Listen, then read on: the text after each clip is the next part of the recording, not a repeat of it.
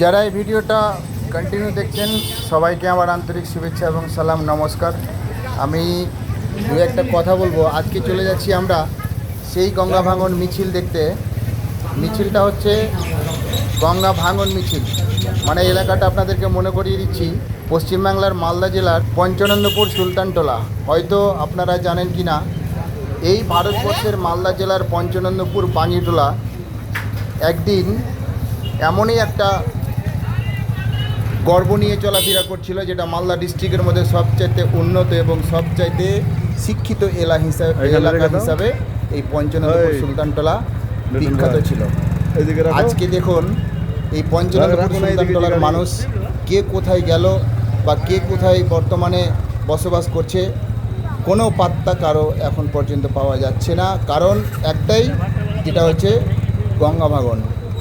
এদের জমি এবং এদের যতগুলো ভূমি বা এদের বাস্তব ভিটা সব কিছুই গঙ্গা ভাঙনে তলিয়ে গেছে। এরা এখন রাস্তায় নেমেছে, এরা এখন সর্বহারা অসহায় মানুষ। দর্শক যারা দেখছেন দেশ এবং বিদেশ থেকে সবাইকে আমার আন্তরিক শুভেচ্ছা এবং ভালোবাসা। যারা কন্টিনিউ আমার এই ভিডিওটা দেখছেন বা আমার এই চ্যানেলটা দেখছেন, তারা মনে করি আমি সবাই আমার খুব কাছের এবং ভালোবাসার একজন অ্যাক্টিভ সদস্য। সামনে দেখছেন পঞ্চানন্দপুরের মানুষ বা সুলতানটোলার মানুষ বর্তমানে তাম্বু খাটিয়ে রেখেছে। দেখাচ্ছি আপনাদের ভিডিওতে, আপনারা শান্ত শৃঙ্খলা বজায় রেখে ভিডিওটা দেখবেন। সামনে দেখুন তিরপালের তাম্বু খাটানো আছে। তাম্বু কারা খাটায় বলেন দর্শক, আপনারাই বিবেক বিবেচনা করে জানাবেন অবশ্যই। তাম্বু একমাত্র আমরা দেখেছি যেখানে সেখানে এলাকার ছোট্ট বা খাস জমিতে তাম্বু খাটিয়ে রেখেছে। যারা হয়তো যাযাবর, যাদের হয়তো জমি বাড়ি ঘর কিছু নেই, সামান্য স্বামী স্ত্রী বা একটা দুটো বাচ্চা নিয়ে তাম্বু খাটিয়ে রেখেছে, একমাত্র তাদেরকে দেখেছি আমরা তাম্বু খাটিয়ে দিই। যেমন মানে আমাদের ভারতবর্ষের বাইরে থেকে কিছু রোহিঙ্গা এসেছিলো, এক সময় তাম্বু খাটিয়ে রেখেছিল, সেরকমভাবে আজকে আমাদের এলাকার মানুষ তাম্বু খাটিয়ে আছে। দর্শক দুঃখের বিষয় এটাই, এই এলাকাটা এক সময় একদিন ভারতবর্ষের এবং মালদা জেলার, পশ্চিমবাংলার মালদা জেলার একমাত্র সবচেয়ে মানে শিক্ষিত বা উন্নত মানের এলাকা ছিল। আজকে তারা গঙ্গায় গর্ভে সর্বহারা। গতকালকে ছিলাম সেই ফারাক্কার কাছাকাছি, মানে 18 মাইল শিমুলতলার বিহারিটোলাতে। আজকে চলে এসেছি সুলতানটোলা। মানে সুলতানটোলা বলতে আবার আপনাদেরকে মনে করিয়ে দিচ্ছি সেই মালদা জেলার বাঙিটোলা, মানে সবচেয়ে উন্নত মানের বা সবচেয়ে শিক্ষিত একটা এলাকা বাঙিটোলা পঞ্চানন্দপুর। আজ থেকে প্রায় 2 দশক আগে এই এলাকাতে দেখেছিলাম গঙ্গা ভবন বলে একটা জায়গা ছিল, যেটা এবি গনি খান চৌধুরীর একটা স্মৃতি বা এবি গনি খান চৌধুরীর একটা বসার একটা স্থান ছিল সেই গঙ্গা ভবন। সেটাও কিন্তু ধূলিসাৎ হয়ে গেছে এবং বর্তমানে গঙ্গা গর্ভে। আজ থেকে 20-22 বছর আগে আমরা দেখেছিলাম। আজকে সেই জায়গাটা আবার চলে এসেছি, সেই গনি খানের মানে গঙ্গা ভবনের এরিয়া। দেখছেন দর্শক, ভালো লাগলে অবশ্যই ভিডিওটা মধ্যখানে ডিস্টার্ব দিচ্ছি আপনাদেরকে, ভালো লাগলে অবশ্যই বেশি বেশি করে শেয়ার করবেন এবং সারা শুধু ভারতবর্ষ নয়, দেশ এবং বিদেশ থেকে যারা দেখছেন প্রত্যেকেরই কাছে আমার অনুরোধ, ভিডিওটা বেশি বেশি করে শেয়ার করবেন, যাতে ভারতবর্ষের প্রত্যেকটা নেতা এবং মন্ত্রী, বর্তমান শাসক দল পশ্চিমবাংলার তৃণমূল এবং বর্তমান কেন্দ্রীয় শাসিত রাজ্য যেগুলো, মানে বিজেপি শাসিত রাজ্য যেগুলো, মানে বিজেপির যে সুপ্রিমো বর্তমান আমাদের প্রধানমন্ত্রী দেশের মিস্টার নরেন্দ্র মোদী, ওনার কাছেই যেন পর্যন্ত পৌঁছে যায় ভিডিওটা, এই আশাটাই আপনাদের প্রত্যেকের কাছে কিন্তু রাখছি।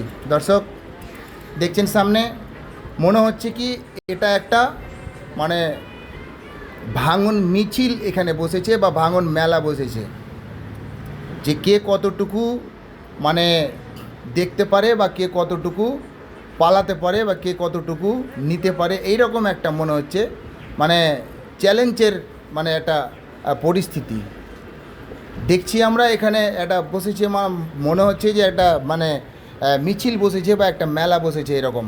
দেখুন দর্শক, যারা ভূমিহারা হয়ে গেছে, যারা সর্বহারা হয়ে গেছে, যারা একদম পথে বসে গেছে, হ্যাঁ, তারা কত কষ্ট করে এখানে বসবাস করছে দেখালাম আপনাদেরকে। কেউ তাম্বু খাটিয়ে আছে, কেউ হয়তো এখন পর্যন্ত একটা তিরপাল পর্যন্ত পাইনি, কারণ যেটা আমরা শুনলাম এখানকার স্থানীয় বাসিন্দাদের দাবি এখন পর্যন্ত আমাদের বর্তমান যারা ক্ষমতায় আছে, বর্তমান শাসক দলের যেগুলো প্রতিনিধি, এখন পর্যন্ত আমাদের কাছে সেই রকমভাবে এসে কোনো আশ্বাস আমাদেরকে দেয়নি। এটা কিন্তু স্থানীয় বাসিন্দাদের দাবি। এদের দেখে একটা মানে গল্প মনে হয়ে গেল দর্শক। ছোট্ট করে আমি 1 মিনিটের একটা গল্প বলি, কারণ গল্পটা হচ্ছে এইরকম, মানে সামনে দেখাচ্ছি আপনাদেরকে। এগুলো তো দেখছেন যেগুলো ভাঙন, টোটাল সুলতানটোলা কিন্তু আজকে ভূমিগর্ভে, মানে গঙ্গাগর্ভে বর্তমানে তলিয়ে গেছে, সুলতানটোলা নেই। এই দেখুন সুলতানটোলা, এটাই হচ্ছে সুলতানটোলা, যেটা হয়তো মানুষ আজকে দেখার জন্য এসছে। জায়গাটা একটা মানে মানুষের কাছে একটা গল্প হয়ে থেকে গেল বা থেকে যাবে। বিষয়টা হচ্ছে বলার উদ্দেশ্য একটাই, আমি গল্পটা এরকমই বলছি, আপনারা একটু ভিডিওটা শেষ পর্যন্ত দেখবেন। দেখাচ্ছি আপনাদেরকে। এই হচ্ছে গঙ্গা নদী, ভারতবর্ষের সবচাইতে বড় নদী হচ্ছে গঙ্গা, সবচাইতে বড় নদী গঙ্গা। আর এই গঙ্গার কবলেই কিন্তু পড়ে আছে বর্তমান পঞ্চানন্দপুরের সুলতানটোলা। দেখছেন আমাদের সহযোগী চলে আসছি আমরা, এখানে একটা জিনিস দেখাবো আপনাদেরকে।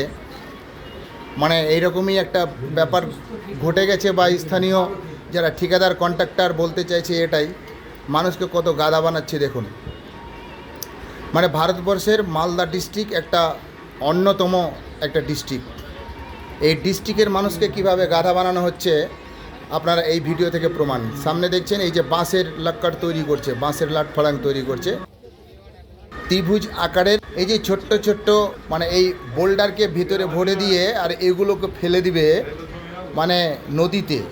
এটাতে কি নদীকে প্রতিরোধ করা সম্ভব? যার জন্যই গল্পটা বলতে চাইছিলাম, মানে গোপাল ভাঁড়ের গল্প। গোপাল ভাঁড়কে একদিন ডেকেছিলেন রাজামশাই বিচার করার। তো গোপাল ভাঁড় বলছি, যতক্ষণ পর্যন্ত তালের গাছে আমি মানে রান্না চাপিয়েছি, যতক্ষণ রান্না না হবে ততক্ষণ পর্যন্ত আমি মানে রাজার প্রাসাদে বা রাজপ্রাসাদে আমি কিন্তু যাব না। দুঃখের বিষয়, গল্পটা বলতে বাধ্য হলাম এই জন্যই। শেষ পর্যন্ত এরকমই হয়েছিল যে প্রদীপ দিয়ে কি আর ওই মানে ঠান্ডাকে আড়াল করা যায় বা প্রতিরোধ করা যায়? পুকুরের মধ্যে একজন লোককে রাখা হয়েছিল আর পুকুরের পাড়ে একটা প্রদীপ জ্বালানো হয়েছিল।